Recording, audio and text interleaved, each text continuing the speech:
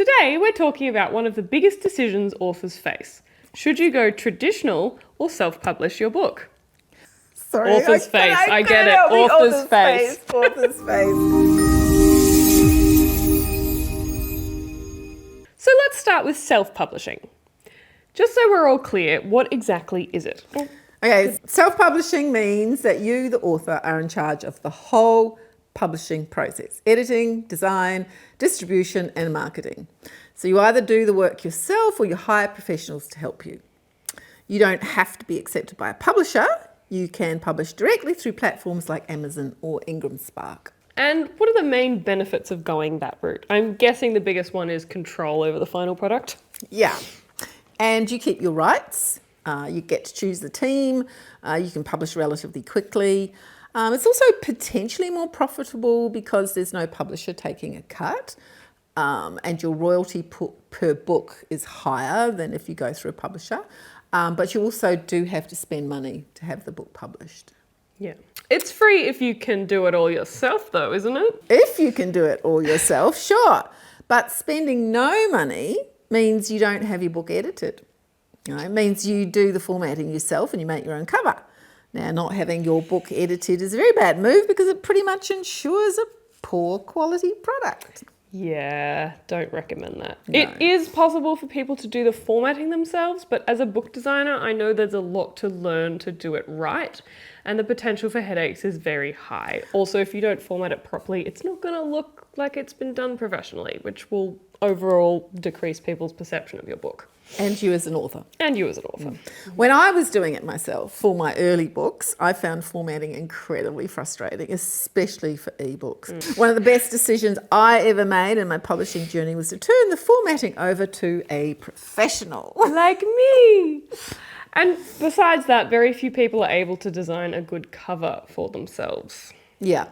With my visual arts background, I thought that I could, but I look back on those early covers, look at her face, and now I cringe. I thought they were quite good at the time, but actually now that I've been working with a professional cover designer for years, I know they were pretty terrible. So now I just hand my ideas over and let you make a cover that actually does my book justice. Yeah.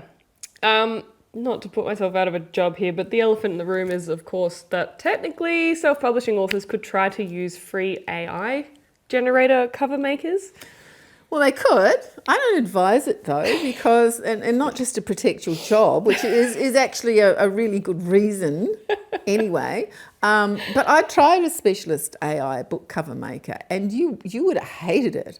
I got a cover and it was free, but it was pretty dull and it was really generic. To make it into anything competitive, you would still have to know what a properly trained book cover designer knows. Yes, and there's a lot of industry-specific knowledge about genre conventions and styles, typography and design elements. Otherwise, you don't know what's wrong with it. You just don't have the knowledge to evaluate the cover from the perspective of a professional. Yeah, that's right. And when I look at the kind of covers that you do for our authors, it's clear that an AI cover simply can't compete with something made specifically for you by a professional cover designer. So you can self-publish for free technically, but you will compromise on quality, probably. Yeah. I mean, even if you're an author who is also a book cover designer and can handle the formatting, you still have to have your book edited by someone else. There's no way around that if you want a decent book, and that is going to cost you money. Yeah. And there's a whole other video we made on how editors also need to hire editors to edit their books. Tahlia knows a bit about that, so go check that video out. But basically, self-publishing gives you freedom and control, but it will cost you money. Are there any other downsides to it?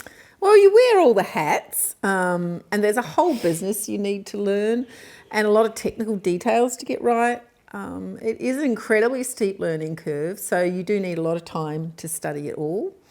And you need to know everything about the publishing business, even when you pay other people to do parts of it for you, because you're the one who makes the decisions. And I imagine that the quality varies a lot depending on how much you invest and how well you manage the process. I mean, it all depends on the professionals that you hire to do the work for you. Yeah, that's right. And I can pretty much guarantee that even if you've studied it, you're still going to make mistakes on your first self-published book. Yeah. I sense a whole other video we could do on that from someone's experiences. So stay tuned for that one. Okay, so what about traditional publishing? Well, that is where you submit your manuscript to a publishing house. And then never hear back. And then you submit again. And then never hear back. And so you submit again. And then wait 6 months before getting a cut and paste rejection letter. And you keep doing that until someone, hopefully, accepts your manuscript. Then they pay the publishing costs and distribute and market your book. Now, this option doesn't cost you anything, and in some cases, though it's very rare these days, they pay you in advance, and you earn royalties only after that advance is earned out. Right. So what are the other benefits for that? Credibility, reach, and if you're lucky, professional support from a team that knows the industry. A traditional deal can open doors for like high status reviews, awards, bookstore placement, and for career authors, it's often seen as the gold standard to go for. Yeah. Sounds great. So why wouldn't someone want to go that way? Well, it's extremely competitive. You'll need an agent to submit to the big publishers for you, and the process can take years. You also have no control over design, pricing, and timelines. Plus, the royalty rate is lower, often around 10% or less of the book's retail price. That's very low. Yeah, and you're still expected to have a big social media following and promote your own books. Right. Which is the same for self-publishing. Yeah, any author needs has to be do their own marketing manager at this point. Has to do some. You are your brand. But it's not all doom and gloom. There are other models now too. For instance, hybrid publishers like us, Alkira Publishing. Hybrid publishing is when the publisher has the same standards and expertise as a mainstream publisher, but the author pays to publish. Hybrid publishers have a genuine selection process. They don't publish anything that doesn't meet their quality standards. They do expect the author to pay for comprehensive editing, but the books they publish are of good quality. Yeah, also the author will retain some rights, full rights in Alkira Publishing's case, and they'll have high royalties. Good hybrids, like us, will also include the author in the process, so authors learn about the publishing industry. A lot of author-funded publishers don't have that selection process though, do they? What are they called? Well, they're called self-publishing service providers or assisted self-publishing, that kind of thing. They will publish anything for a fee, so they do the publishing for you, but you're still self-publishing because you decide whether the book is worthy of being published, not the publisher. And you should also be the one making decisions on covers and so on. Yeah. And what about vanity presses? I know that they're the ones to avoid, but why? Well, I don't think any publisher would actually call themselves a vanity press. Yeah. And that's because they're basically a rip-off. So they charge exorbitant rates, pretend to be a mainstream publisher with a selection process, but will actually publish anything for a fee. Their royalties are low for an author-funded publishing mode.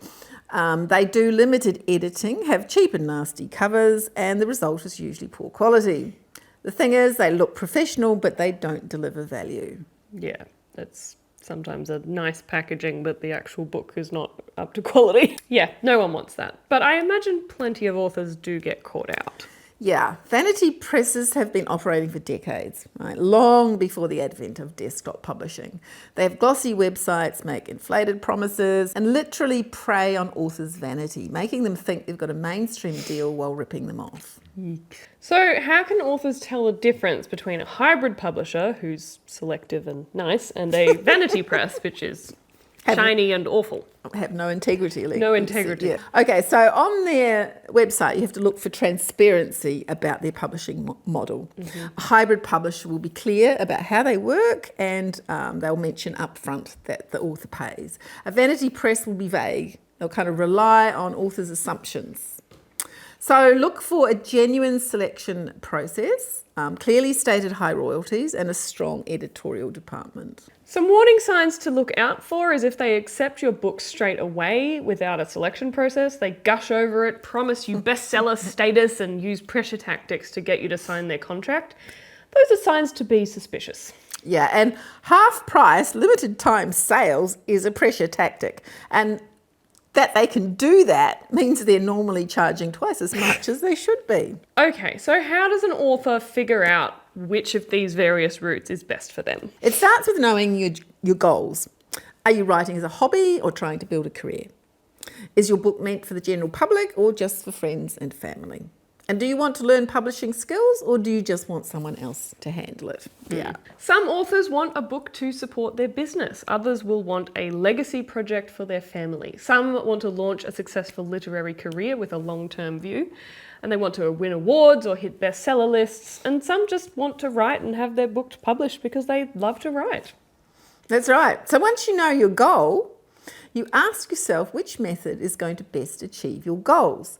And if you're tending towards self-publishing, you need to assess your budget, your timeline, your tech skills, and your interest in the publishing process. For example, if you want a literary career and have no budget, take the mainstream route. If you don't get a publisher that way, you can always try self-publishing later and use that waiting time in the meantime to learn about it. Absolutely. If you're tech savvy and you want a writing career, but want decent royalties and control over the look of your book, and if you have the time and interest to learn about the publishing industry and build up a business, then self-publishing is a good option, as long as you invest in a good editor and a professional cover design. If you want a selective publisher, someone who doesn't just publish anything, but you don't want to jump through all the hoops required for mainstream publishing, and if you want high royalties and some control over your final product, but you aren't interested in learning an entire business, and you have money to invest in the project, then a good hybrid publisher is the best option, as long as they're selective. As long as they're genuinely selective, yes. If you're writing just for family or for a book to complement your business or public speaking engagements, then a self-publishing service provider is all you need.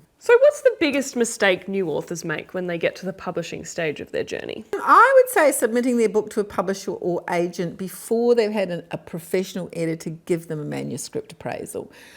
Even if you haven't done the full editing, because you're going to a mainstream publisher and you're hoping that they'll do the full editing, you do need to have a manuscript appraisal just to make sure that your book is actually ready to submit. Mainstream publishers don't give you a second chance. It's got to be amazing to be selected. And it's easy to think your book is ready for submission when it actually needs more work. Yeah. So would you actually advise people to get manuscript appraisal and editing done before they start submitting to mainstream publishers, or like for an agent for mainstream publishers? Yeah, these days I would. Yeah, because it's so selective, competitive. Yeah, you've got to have it as good as possible. Yeah. Of course, the author has to pay for that, but your book will much more likely be picked up if editing's already done, if it's in a good condition, particularly the line editing. So if it's written well, then you've got much more chance. Yeah. What about the biggest mistake that self-publishing authors make? Bet you could guess. Skimping on editing and cover design? Absolutely. A poor quality book won't sell, no matter how well you promote it. Yeah, and a DIY book cover that's not done by a professional is very easy to spot for those of us who know, and it will make your book look poor quality, so people will know. Any final tips for authors struggling to choose their method of publication? Yes. Remember that success doesn't have to mean big sales. A book can succeed if it meets your goals, whether it's impressing an industry judge, leaving a legacy, or deepening your message at a talk. Know your aim and choose the publishing path that supports it. It is an important decision, and there's no one right answer, just the right one for you. That's right. And there's more detail on the different publishing options available to you in our video, How to Publish a Book. We'll link to it at the end of the video. This is one of the topics covered in more detail in Tahlia's new book, Novel Writing Mastery from Concept to Publication. It is, yes, along with all the other topics in our novel writing tips playlist, as well as chapters about publishing, book promotion, writing query letters for agents, and so on. And we'll be posting videos on these topics as well very soon, so make sure you subscribe and hit the notification bell so you don't miss any of our future videos. And if you want email notifications for when these videos go live, then sign up to our email list. You'll get a very handy novel revision checklist as well to help you evaluate your own book. If you found this video helpful, don't forget to give the video a like. It really helps other writers find it too. And if you have any questions about the different publishing options or anything else writing related, drop a comment below. We love hearing from you. Thanks for watching. Happy writing.